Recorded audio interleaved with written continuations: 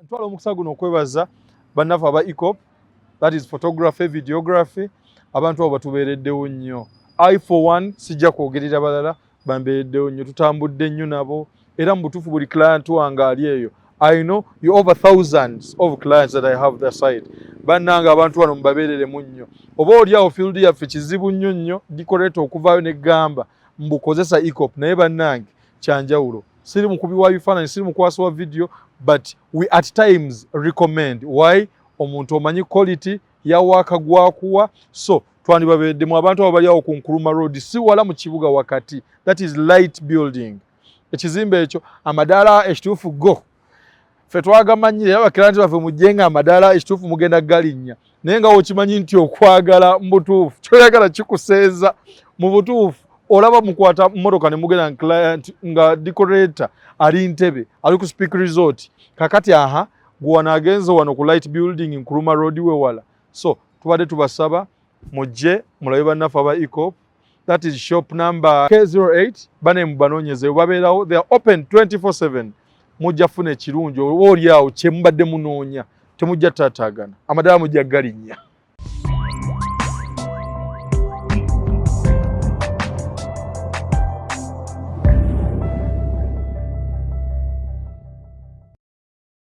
Buli Mande mbeera nzize wano ne mbabuuzaako nti muli mutya, mwasiibye mutya, olunaku lugenze lutya, aka weekend kabadde katya, lunaku lwa Mande mbeera wano nga nina omuntu gwendeese tunyumyemu atunyumizeeko ye olugendo lwe lutya, ye bizinensi ye agikutta atya okubeera nti nakati yatandika nayo gy'akyalina.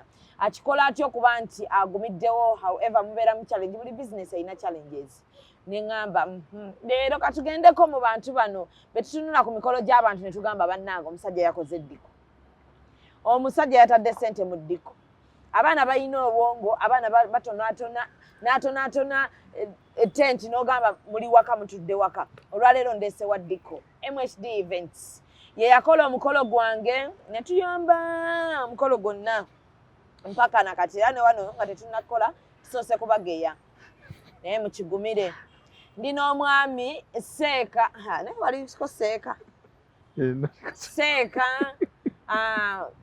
mulabako wano ng'akoona omuziki ate nga decorator w'amaanyi nnyo mu ggwanga Uganda era gwe atannakozesa ko MHD events. Simanyi ki ky'oliko ate nga buli muntu amukolera eyo ndowooza yange. Simanyi oba kati akyabakolera kuba nze we yankolerera nga mmanyi buli muntu asobola omukolera naye akolera nnyo ababbedde.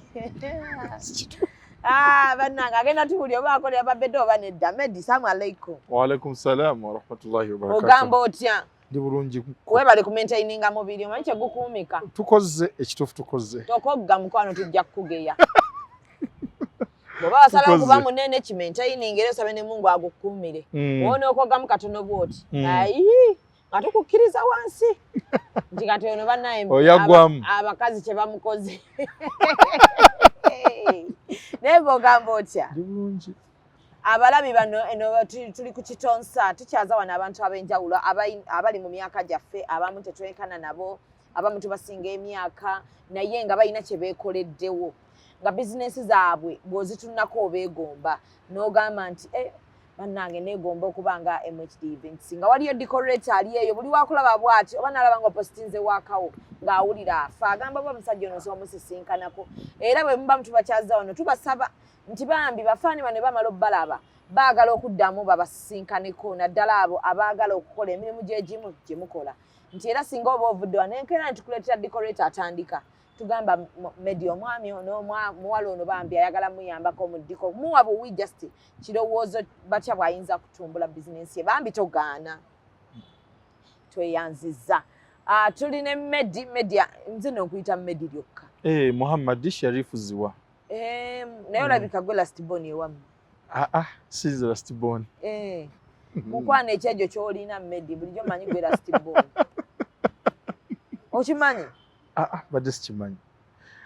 Bangamba bugambi nentegeera naye oba oli awo tuba twetaaga n'okuwa buli bwamu n'ogamba nti terezaamu wano oba wano. Ekyejo ne kivaawo kubanza sikiraba. Omulimu gwa decoration wagutandika ddi? Mulimu gwa decoration gulo nagutandika ndi mu P7 vacation. Wangi? Nalina emyaka 13 kitundu. kituufu tubeegomba mwatandika dda. P7. P7. N'otandika okukinda. Vacation ntandika emikolo. Ate nga P6 nali njiga. Ng'oyigawa? Nalina maama wange, Allah amusaasire, amugaziize, Hajat Sumaiya. Nali mutunzi initially nga nkyali muto, nali ntunda ngoye. Ne muzeeyi wange Alhaji Mayanja. Mweddira ki? Kye tweddira? Tweddira nnyonyi na kinsige. Oyogera Mayanja ate nga... naye muzeeyi wange ku sayidi endala. Kati maama wange Hajat Sumaiya yankwata ku mukono. Nali muto ddala nanyingiza mu field eno. Lwakuba by then ebintu bye twakolanga byanjawulo nnyo n'ebiriko kuba tuzze nga tukyuka myaka mulembe trend ozimanyi zikyuka every time and then. Naye natandika nina emyaka 13 kitundu si 13. P7 vacation natandika decoration. Medi ekintu kino kiruddemu kyekituufu. Kiruddemukko. Ideas eza decoration ozijjawa? Kuba buli mukolo ndaba odecoratinga kintu kirala. Kwegamba customer oyagala okuwa ba customer ekyenjawulo ate toyagala kiwakoze wano okikole wano. Oyina ogenda ku sites n'onoonya kyonootimba oba otuula onogamba nedda kati ono kamukolere kano kamukolere kali. Well, concepts tuziyita concepts tuyiiya okusinziira ku effort ya client. Okay. Waliwo client ajja n'agamba nti njagala concept ya nature. Wajja n'agamba njagala concept ya nature. Naawe kikuwa oba oli awo akawendo okulowooza. Osooka ne weebuuza what is nature. Otegeera nature ng'osooka otunula. Kati waliwo piece gye nakola yali ya waterfall. Yali eraga nga olaba concept nga olaba enkuba. Naye client ng'agyagala mu mbaga. Kati ekituufu nasooka nalinda nkuba kutonnya. Ne ntunuulira eggulu kuba kati saa ino oyinza obutampa description ya ggulu werifaanana ng'enkuba etonnya. Naye client wajja n'agamba nti I want something unique ekisobola okuzannyira mu mutwe gw'omuntu okufuna concept ennungi. Olina otunulako mu bbanga n'ogamba enkuba weba etonnya kati wayimirira n'olaba enkuba yes n'endaba cloud yakala ki ne mmanya nti erina that warm blue ne mmanya nnyinza gireeta nti ne ngiteeka mu ceiling that is draping. N'endaba nga mulimu ekire ne ngamba ekire nnyinza kikola ntya ne mmanya nti ekire nsobola kikola mu cotton that is pamba omuteeka mu roof. Ne mmanya nti kala mulimu lightning zizino ezikuba ggulu ne likyusaamu kala ne likuba ka dark blue okuva mu light blue ne mmanya ngenda kikola ntya ne ngamba that is lighting. Kati kwegamba ne mplayinga ne concept ya client nga njiwadde time ne njijeera n'asiima nti oli najja n'agamba nti I want nature n'otula n'ogamba nti waliwo obuti bwe tuba compound kojjako idea n'ogamba kati compound kankole walk westerns n'ogamba kati compound kanzijemu centerpiece compound kankolemu forestry y'omu ceiling compound kankolemu background. Hope you get me.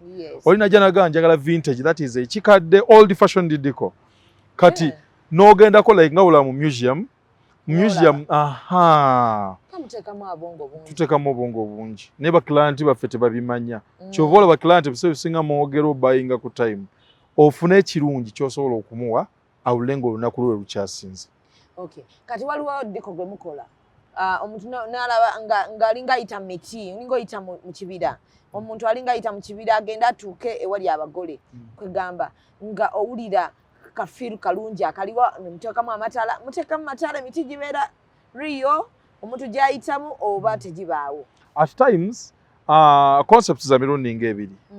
Waliwo graphics gwe tukozesa. That is graphics decoration alimu departments nyingi. Omulimu guno client gwampa mulimu abantu abagudipendingirako bangi nnyo.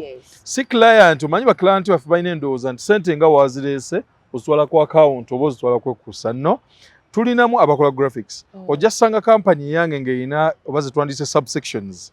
Mulimu abankola graphics abaana nga bakola under MHD. Mulimu abaana abankola graphics eka mulimu abaana abankolera lighting that is MHD lighting crew. Mulimu abaana aba truss work bakola ceiling specifically ceiling that is MHD ceiling deco. Oba onfuna nti wetubanga concept yetuweereddwa it is forestry high table yo jagiraba ng'eringa kibira walkway yo jagiraba nga it is kibira completely okitegeera.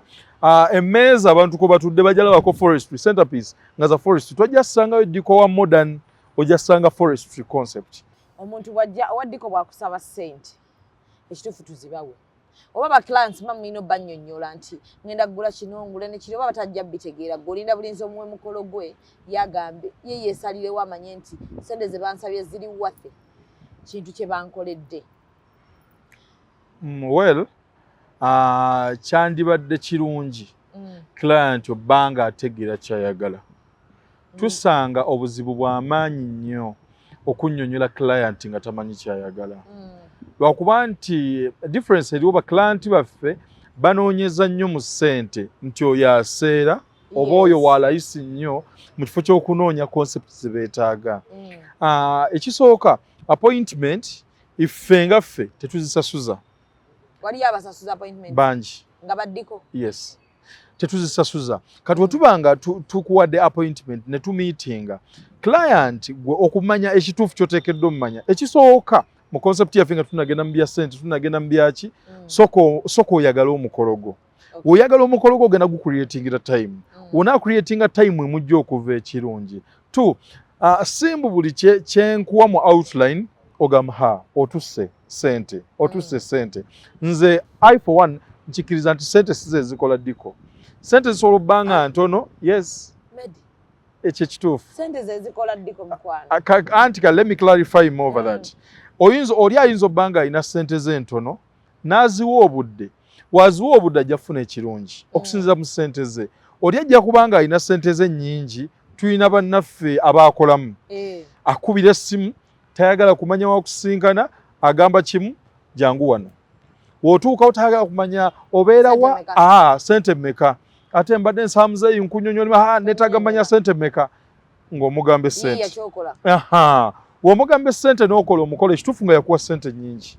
N'okola omukolo ogenda wula complaints ziba nnyingi nnyo. Kuba teyamanya na kiki yali teyamanya kyalina ku receiving. Kitegeeza client alina okuwa concept. Exactly. Ozimbire ku concept ya client. Exactly. Ate nga concept ya client alina okufuna omuntu amuwa emirembe. That is nga tamanyi bikolebwa mu decoration. Alina ofuna omuntu abimanyi gwenzijja okunnyonnyola ye amunnyonnyole. Olw'ensonga nze mba element mpya mu bantu bali. Nze mu kuba element empya mu bantu bali byenzijja okunnyonnyola omugole tajja bifunanga gwe gwazze nayo bijja okukola ki nti gwamuwa ne moralo n'omugamba nti omusajja sente zaasabye zeezo than ono atalina exposure kumugamba nti sente bwe ziti ajja kuba enduulu ate nga zemugambye ziri too friendly. Ebintu bino ebya decoration basoma bisome wabisoma bwamala wali okubiyiga waddayo oko n'ogamba nti kati ne ku university byemantwala oba wabiyiga buyizi naturally mama yakuyigiriza n'ogenda n'ekyo kati ng'era kyokyaliko. I for one nebaza abazadde okumpeerera naye omulimu gwa decoration sigwa upgrading angako era sirina kibiina kye nali ntuddemu nti njigaddiko. Wabula kye tulina okuteeka mu mitwe gyaffe ali eyayagala okuyiga omulimu guno omuntu agenda mu institution sigamba nti okugusoma mu kyamu naye kiringanga omuntu banka wava ku university n'omutuuza mu seefu ya ssente ojja kwesanga nga yeetaagamu that internship oba yeetaagamu okwolesebwa engeri ebintu gye bikolamu mu real life nti eri ku pepa kye tukola oba oli awo wano tuba twetaaga nnyo advancement nti wetugamba nti emikolo katulimu upgrade essaawa ya leero tuyina nze I for one natimbisaako enkondo. Enkoma tuziyita nkoma. Natimbisaako enkoma. Natimbisaako balloon for introductions. Enkoma yes. Nga ze zisimba tent. Ne zibeerayo tent. Olwo nga nkoma ne tukuba bakiyita kisanja waggulu. Katundubaali baalinga bako. Abewaka nga bakiyita kisubi ebyebinazi. Siri mukulu. Kuba mpulira nga nze nkusinga emyaka. Kituufu osobola okuba nga nsinze ndi mwana muto. Obeera otya nga watimbako mpozi watandika oli muto. Ate otisiza kuba mbadde nkugamba ate kati baaba. Oba onfuna. Kakati okuva eyo gye twali up to now ku concept eriwo nti kijja ki advance kyasooka ne ki advance nga mpola naye kati speed gye kiriko ya kizungirizi olw'ensonga decoration gwenkola leero ku Sunday ne waba kunyiriridde atya tosobola mufuna ku Google okujjawo nga koledde concept ndala either esinga kweno oba nga njijjemu eno ne nkwa upgrade wanje lwaki gyokola ku Sunday togiddamu olw'ensonga kiri kyali kyoli kati ekigambo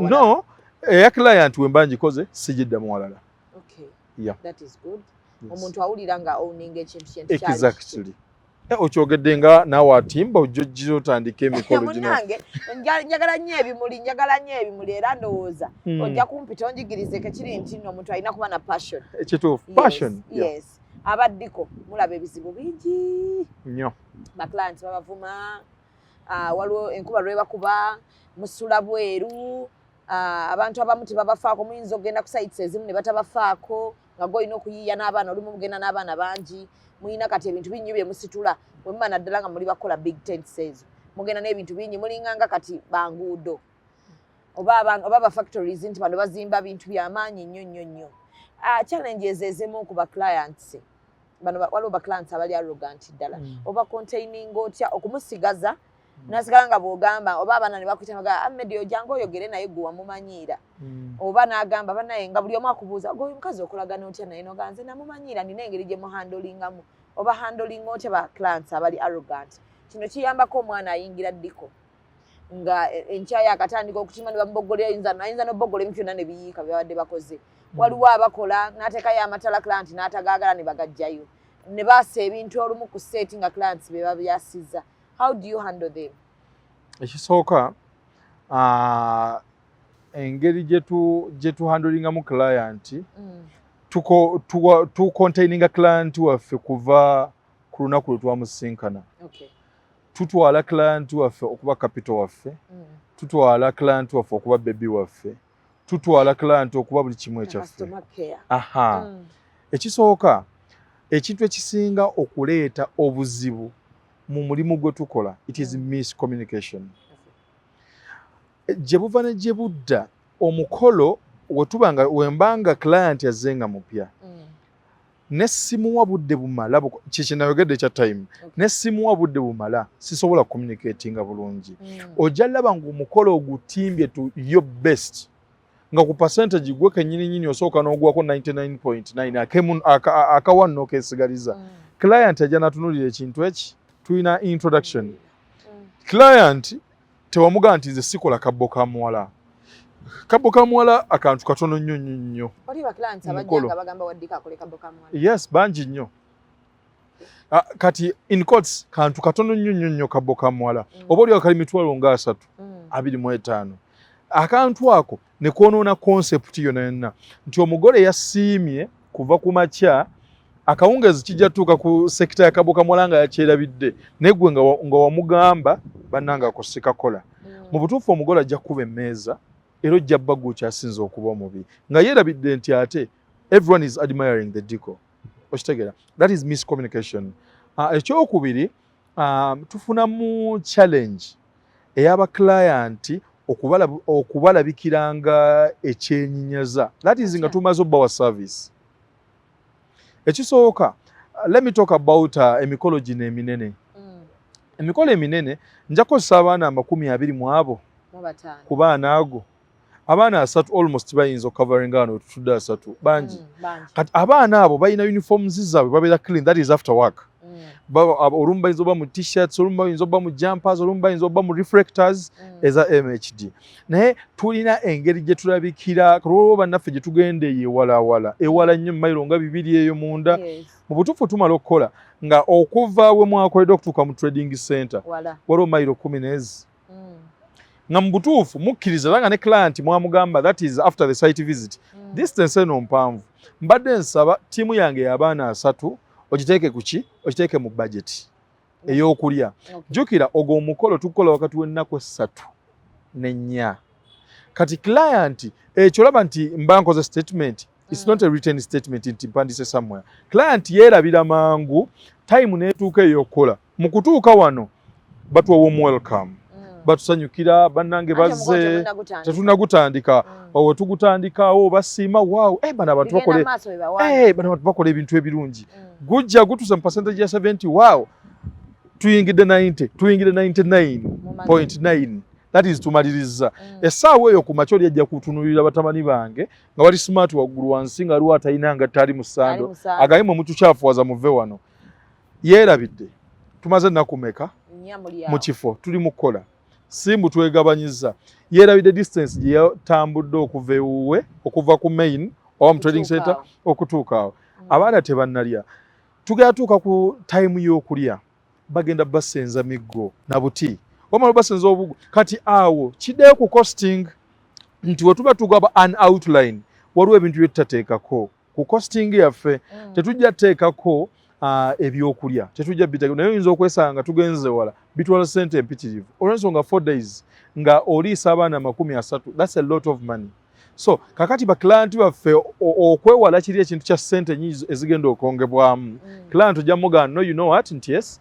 nsaba abaana bano baliise tulina kisinga nnyo bba mu kabira gye sigenda kumentioninga nti eno waliwo woowulira omuntu accent ye n'omutegeera omutegeera n'ogamba kati nno wano tulina kukola naye nga baddu kati ate awe tusinga owa obudde obungi betusinga owa attention ennyingi osooka n'onoonya ekyo ekimuggyako wonoonya ekimuggyako osinga oteeka amaanyi oteekawo amaanyi amangi atajja amaliriza kukungiriza era wonaatuuka eri ewaka bajja kugamba bano bakalabalaba bajja kugamba naye nno oyo nga muliro ono amusobola mu kutuuka eri bagenda owulira ate gubaagamye nti muliro ate yajja kusuuta agamba omwana ankoledde omwana yansobodde naye that is kijjanga omaze wangaala mu baclients nga obakolera kubanga kati tumanyi abantu abasinga obba arrogant kanoko kankakoneko be bagagga ekyo sijja kudda nnyo mu kabira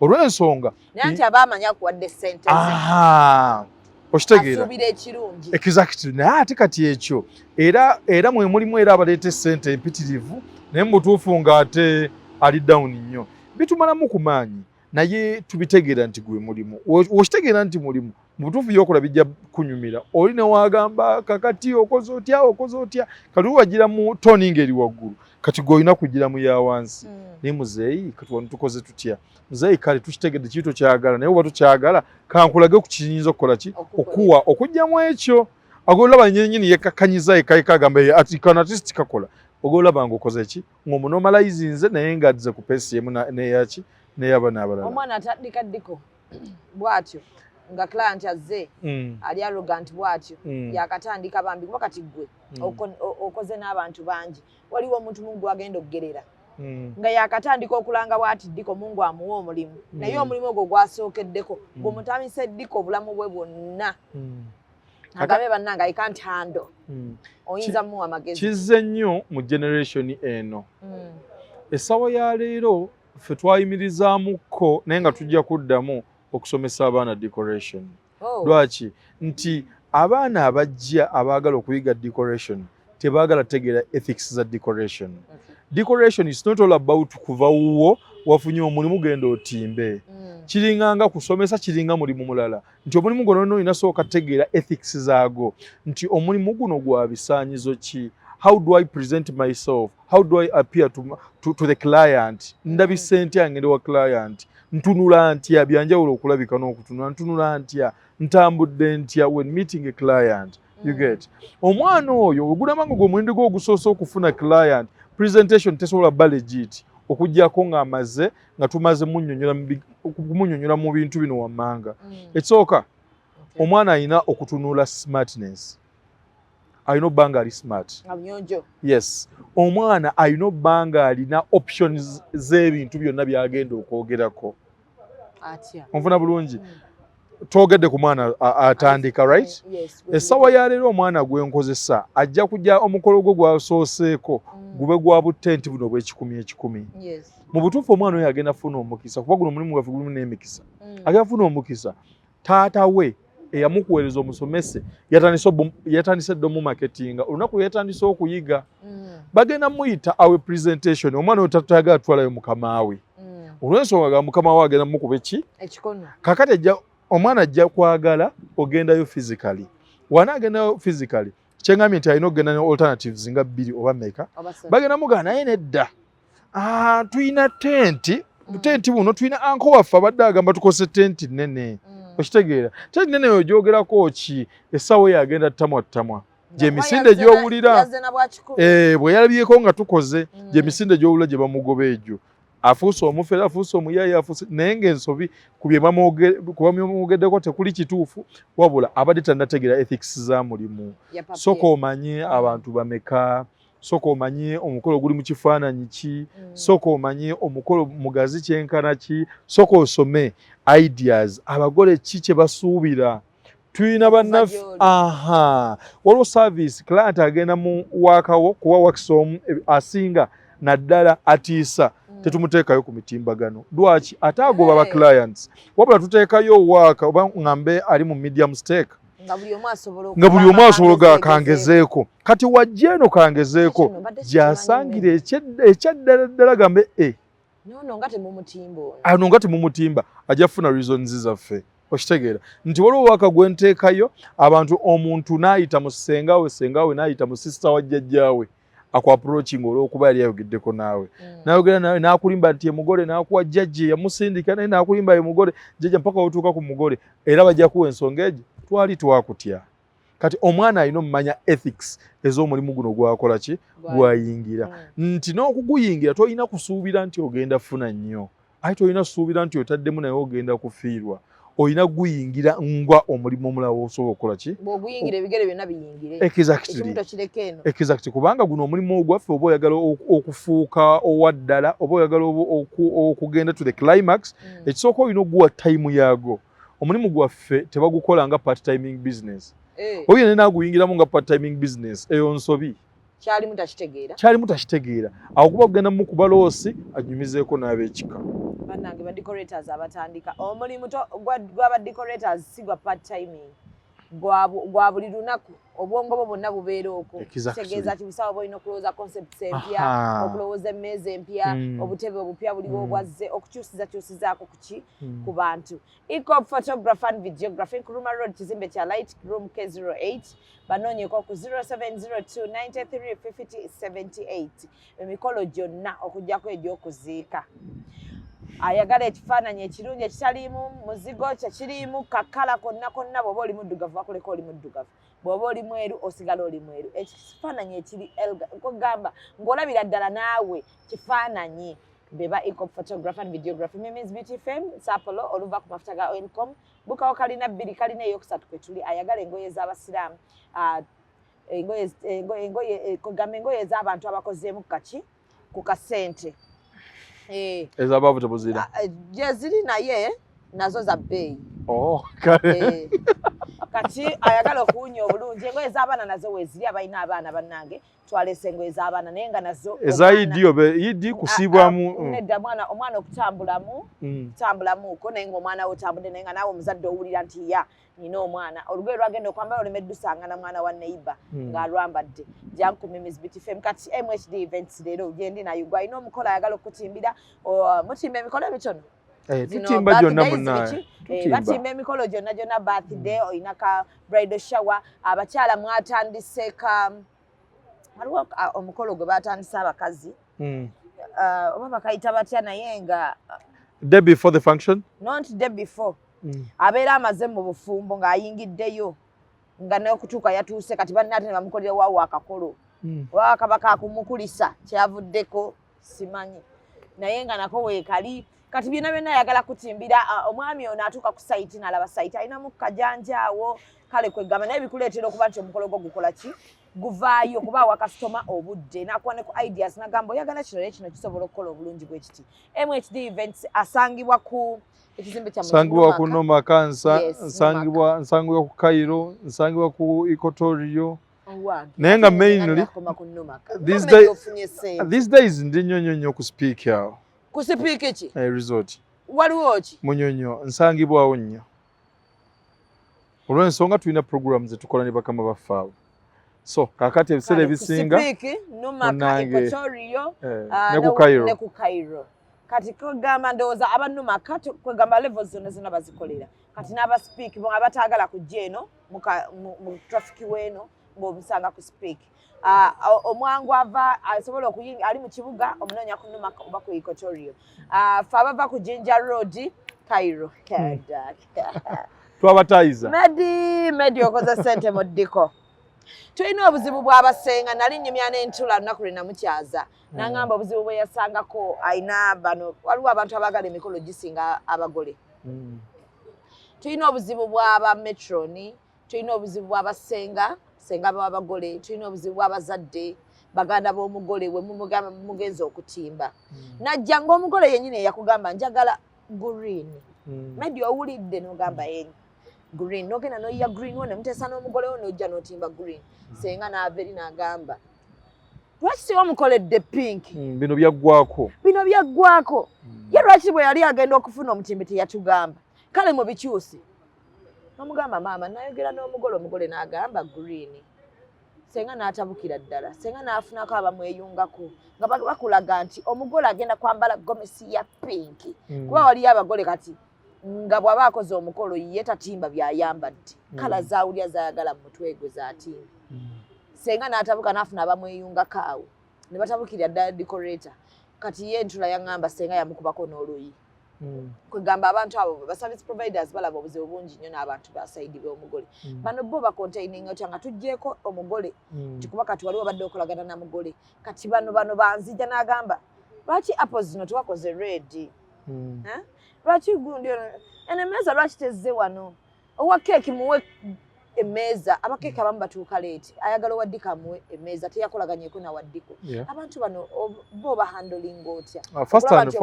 gukutama first and foremost njagala nnyo omulimu gwange era mu kwagala omulimu gwange ntunuulira buno newayinza okuva obunafu nenteekawo ebiraka ng'obunafu tebunakola ki nga sinnagenda ku kibuuzo ekyo mpuliddeyo abakozesa engoye nga ze kala ze zimu neki neddiko neesimye nti naliko ku mulembe guli nti abagole baafulumiranga mu ngoye mmeka 3 wamu engoye zaalinga 3 waliwo n'ogwawedde ogw'e12 gwabadde kwanjula 10 kakati mu kubanga engoye zaalinga 3 jjukira nazzi kuno engoye ezo tezaapangisibwanga zaagulibwanga mu kubanga zaagulibwanga ng'abagole nga first time wasooka najja twayogera nti ssente zaffe zaalinga nsaamusaamu naye twazikololanga olugezigezi lungi ate ezaakati aye tuli baki bakakkamu nti twamutumanga ku ngoye ze ow'omutunzi agende ng'asalako ka piisi akatuleetere era nga babukwata ne babuteeka wamu ne babuleeta pinki kati kankoleyo pinki eri mubako yero kankoleyo yero wano bulu kankole ka bbulu kano wano you get ekyessaawa eno twagala nnyo okutambulira mu blend za kala 2 wekiba kigenze wala nnyo meka 3 wetukitwala ate mu 4 tuba tukola rainbow birthday na abcd oyo aba takyaliddiko nti ekyo kiba ki ekituufu awo tuba tugenze mu rainbow tuba tutandise kukola musoke musoke wapateza abaana mu kwanjula kakati kyova laba nti essaawa eno tustikinga nnyo ku kala etya we don't count white because white are neutralizing a color yonna gye tuba tukoze eki nti n'onaagamba blue ajja kujja ne white n'onaagamba red white will pass n'ogamba every color white ajja kuba ne pass kakati tutunulira nnyo kala ey'emu gye tugattamu nti let's do peach okitegeera peach na blendinga ne white let's do peach gold white oba tomugyeko ekitegeeza kiri peach gold white you get kakati baklayant abo ffe tubayita bawi b'amagezi engeri gye tucontainingamu ekintu ekyo oba engeri gye tukifeesingamu ekya client okujja in the last minute that is abawi b'amagezi lwaki tewakola kino lwaki tekyali bwe kiti waliwo embeera ekuleetera okubeera picky over someone's function olw'ensonga nti gwe okuwuliriza kw'emitwe gyonna kugenda kukuleetera okwonoona okitegeera n'okwejja mu mulimu kyesooka okukola naddala mu bagiyita oba envannyuma ekisooka kyesooka okukola tusooka nitwogera n'omugole ne tumanya kyayagala bwe tumanya omugole kyayagala tugenda mu outline I don't usually make quotations. I don't. Nti buli client, buli decorator, buli client asaba quotation ku simu. Mpa quotation yeyo sijja jikwa first time. Lwaki? Nti wenakuwa quotation ogagama onaseera. Tukose koli yabadde walaisi. Nze quotation yange ojja gifuna nga tumaze kwogera. Olunamala okwogera nja kuwa presentation ya quotation. Quotation nja kugaa kino kyempita kino, kino kyempita kino, kino kyempita kino. Bwe tunamala quotation ojja funa mulala egamba sente nga nnyingi. Nga tonatunula ku yakoledde layisi agenda kwonoona. Agenda kukola biki? Yes. Kale sente zino nzirabye. Era ne byezigenda okukola byonna mbirabye. Naye ku sente bwe ziti tetuyitawo. Mba mutazi okwogera business. Omukolo tuba tugenda kukeepinga at the level best. Kakati ababi b'amagezi bano bajjiramu wano sente yatujjako nnyingi. Biki bino bikala ki bino byatimbi basinga no viirako ku colors bakyatimba green. Abantu bali eri batimba bbulu bano batimbye green bye biki bino. Kati waliwo time after the payment, site visit, bikoleddwa waliwo that 2-3 weeks to the function. Njagala nnyo meetinga ku ba family. Yes. Yes. Eki meetings aba family teruba lugezigezi. Kuba kujjawo lugezigezi lujja. Abantu bano ngenda bawo essaawa zange mmeka ngamba nnyonnyola concept y'omukolo ngamba wa sketch. Ekisooka olwo ekintu kye tukola abamu bakiyita lugezigezi but ebiseera ebisinga tuba tubaakinga mukolo obutafa. There is what we give to the client. Client yaffe tumuwa ebintu bino wammanga tumuwa outline ey'ebintu byagenda okufuna. Client waffe ateekako n'omukono oluvannyuma ng'amaze okitegeera nti bye bino. Kwewala kiri senga bino nga tabituwadde ewagundi twali eno batwane fireworks w'omu bbanga kati bino tekiri ku outline tosobola kifuna ewagundi batwa football za glass kakati ono aleesa za metallic tuyina metallic ku outline you get glass batuwadde bbulu fe twateesa yellow fe twagala yellow naye nga kuliko blue you get we create an outline for you clients. Soft copy ogiteeka mu group you share it with your secretive people. Otumala kukola outline quotation ejja kujja ngeri attached ku outline. Kuba byanjawulo quotation eba ya miwendo outline teba ya miwendo. Then we give you what we call a sketch ey'omukolo. Nti after we coming to your venue tujja kugamba oyagala tente ennene emu. Naye tente ennene emu tejja kubeera wano. Lwaki? Bw'oba okkiriza okufiirwa emiti egyo gino 8 gitemewo ejja kujyawo.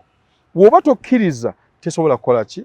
Wabula nga tulina ekisobola okukola obulungi ng'oyagadde emiti egyo ate nga tusobola kukyusa venue. Tulina kino. Then gwe aba ateekeddwa okukola ki? Kakati abantu baffe bali abagamba kino kye twagala bateekeddwa okutuwa that time. Time eyo wemujjiramu senga gundi taliimu ali Kampala tumulindeko tujjamuwa time emulindako waatajje tugenda kwogera our final. Era time weneetuuka nze mba nnyonnyo ne hard copy on the side. Omuntu oyo waatuuka kuba we usually leave the sites that is after the work naye tuba ne presentation yaffe nti wabaawo complaint yonna ebintu byaffe byonna biremu writings nti naye nga kyoyogera tetukirina. Wabadde ku mukolo ewa neighbor walabye rotate omugole atuddeko yeetooloola bw'ati wakiise ekintu ekisoboka by which kisoboka naye nga ku ssente ffe ze twafuna tekyaliko naye nga kyali kisobola obbaako singa ssente zaakyo zaakola ki zajja naye kati tekiriiko okitugamba waliwo embeera endala gye twateekawo egamba nti you don't have to make mu mateeka gaffe g'osayiningako to make any change in 2 weeks to the function. Ekisooka I have to assure you on this. Tuli over 1,000 decorators in Uganda. 1,000. In fact tuleka tukoona ne NM. Olw'ensonga buli mwana gw'oyigiriza akwata linnya lye n'agattako events eyo kampani egunjibbwawo. Kakati mu bantu abo be tulina abangi ennyo tebannategeera kituufu ki kye bateekeddwa kukola. You get me? Kakati tulina ekirala kituyita olugezigezi abalamba bakiyita olugezigezi kyetugunjawo nti you don't have to make any change 2 weeks to the function. Ekisooka teri decorator mu Kampala nkiddamu teri decorator ayina 90% of the material mu Kampala taliyo ne mu Uganda. Nkaddamu nga ntunudde mu kamera. Teri decorator ayina 90% of the material. We all own a percentage, but not 90. Sisobola ku listinga naye kabenze wembanga ntambudde nnyo nja kusanga nina 70 of my own stock. Or 70 mba nina nnyo. You get me? Kakati mu 30 eyesigaddeyo mulimu bookings z'enkola. Ewalala. Nti no, the chair that you need, sijirina. In this business, we have monopolists aba material. Nti ene Entebbe gundi yagiina yekka mu Kampala. Ene Entebbe ya ssente bweziti. Ngenda kwata ssente nziwe ow'Entebbe gy'oyagala ku mukolo gwo okunyumiramu. Entebbe we tunaba tumaze okuwaayo ssente zaayo. Ogenda kudda ng'omukolo gutuuse ogamba gundi agambye tajagala tukyuseemu. I paid. And where I paid na signinga tebazza ate oba Manya business sente zawe za business eyo ndi entitled oba malayo nemba sigenda zikola ki olw'ensonga nabafiriza business kati be client tebabitegeera kyova olaba tustickinga nnyo tusaba tusayiningirako. That is after receiving your money. Tusaba tusayiningira musimbo tuwe sente zaffe tukuwe receipt nedda receipt tusayiningire kokko. You get? So kakati client oba bimanye eyo nabijira big jam ba family abatandika nti kino kati meeting eyo gye tuba nayo esembayo yejjawo buli kimu era ogola nti omukolo gwaffe guli on same page. Ekituufu mubakwata bulungi bakasitoma MHD events kati ye decorator aliko e Kampala. Obugambye? Kale. Kuba ate byonnyonnyodde ekituufu engeri gye muhandolingamu abafamily ennungi nnyo. Waliyo ajja decorator gujja kusanga bamubuuza lwaki mwatibye kunaga mukwano saayogera nayo nayogera na mugole. Tekiba kituufu. N'ogamba tekiba kituufu. Twamufunye tujja kumuwulira. Nga tumaliriza bananga tugenda okubasiibula Medi njagala. Ogenda tuwayo akatale keka omanye emboozi ye badde nnungi nnyo ate ba decorators bangi ate abakyajja bangi. Ate abali eyo abeegomba MHD events nabo bangi. N'abaana abo b'okozesa nabo bakwegomba. Enkyayagala abeerewo nga naye alina kampani ye. Naye nga bw'ayimira bw'atagana natandikiramu MHD events ne okulaba wano we mulaba ntuuse. Okikoze otya okusigala nga olemerako kuba buli mulimu gulimu challenge n'otuuka n'ogamba nedda bannange. Abantu ne tukubalira ssente ne tugaba naye omusajja alina ssente mu ddiko. Enkya ne tukusanga ng'emmotoka esse ku kwe tuga ssente aziteekawa oba bakazi. N'ogamba omusajja ng'akola buli wiiki buli lunaku atimba omukolo. Buli lunaku atimba omukolo. Ku status zo tulaba y'oteekayo kino oteekayo kino tugaba bannange ate atimba emikolo gya bbeeyi. N'emmotoka n'esika. Persistence eyo gy'oyina ku business yo.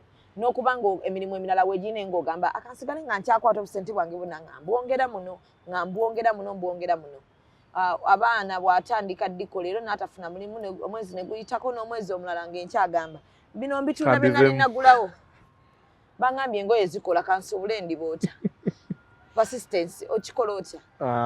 Ekisooka kano kagenda eri abo sijja gamba bavubuka kuba ate kati abayingiramu essaawa ya kaakati oyinza okwesanga ng'ate si bavubuka bali awo mu medium stake awo batyo ate kati n'abavubuka abaagala oyingiramu ate baba ba ssente. Omulimu gwaffe oba oyagala oguyingiramu ekisooka totunuulira ssente z'olina. Bw'otatunuulira ssente z'olina omulimu gwaffe guba gugenda kukunyumira.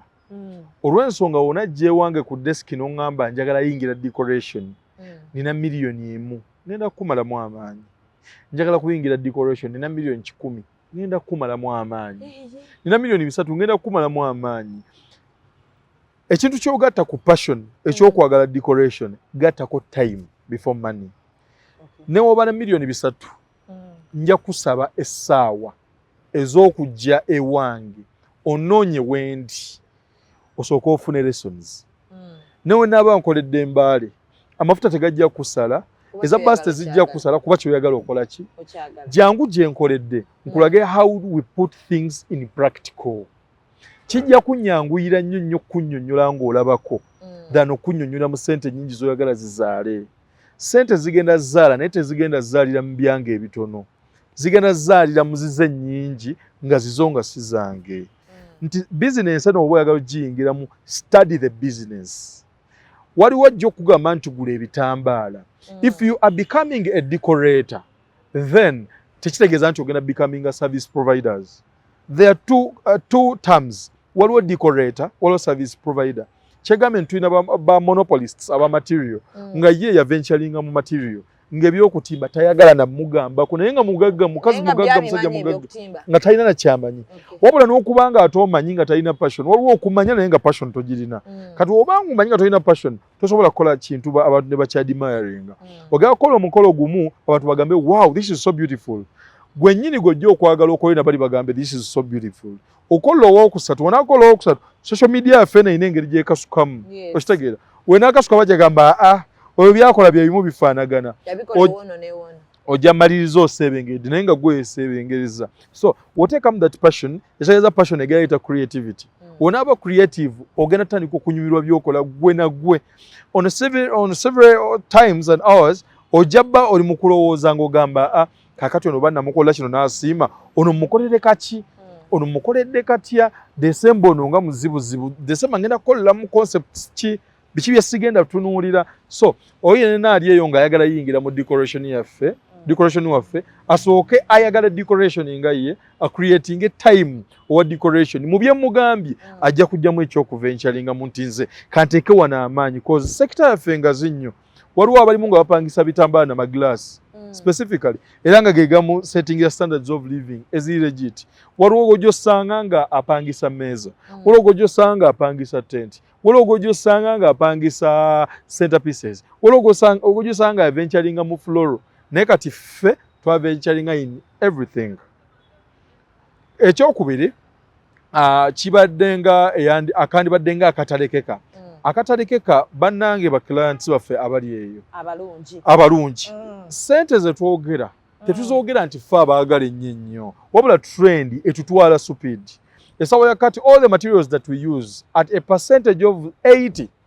tubijja China esawa tumanyi bulungi ekiriwo fenna kyova olaba baklanti baffe bajja ku desks nga bakisuubira nti I have a function in December but December is slightly tricky kugina emyezi emirala and there are no reasons as to why oba nfuna kakati baklanti baffe tusaba batutegeere batukwate nga bwe tubakwata nga n'otuba twogedde sente tebadduka misinde kuba tetuli supermarket nti price tag tukuteesa buteesi mu bbeeyi yonna tetulina kika kya mukolo tetuyisaamu ki maaso nga wojja wetukutwala amiina bannange atalina kyokuttemu olibanga bwotyo bw'olifa kyekituufu naye nga ebigambo bye byonna byonna kyensinza okwagala mu bigambo byo Medi it's not all about money diko tomuyingiramu nti olw'okuba olina sente oyinza oyingira ne miliyoni 3 zonna ne ziggwamu n'otalabako nawe ziraze olw'okuba nti tolina management yazo nekyo wayingiramu tewakitegeera ne laavu yakyo tokirina gwokanya kuteekamu ssente baleeta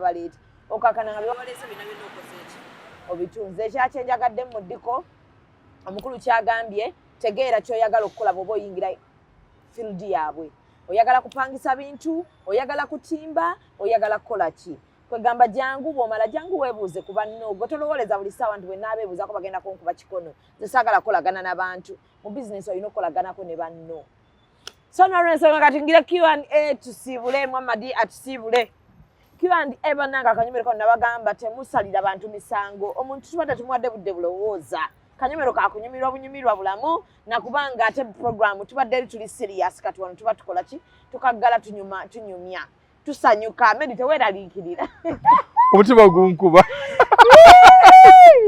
Q&A question and answer tusimbudde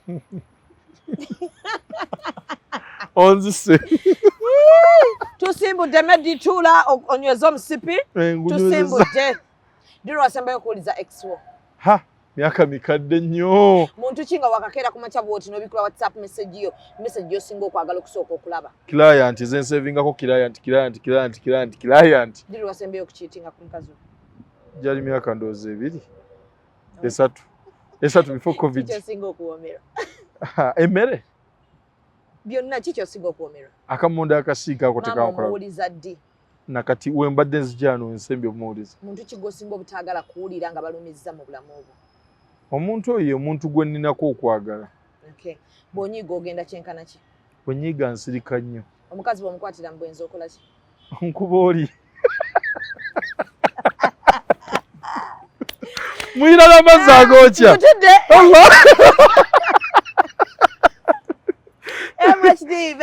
mumunoonyeko mu bifo byonna byonna bye tubagambye. Musajja omulungi nnyo, musajja ali lovely, musajja akolegereka naye. Kwegamba ali so loving eri bakasitoma be. So MHD events tweyanza nnyo tweyanzeege kaakati mukyala wa MHD events singa banakukwatira mu bwenzi.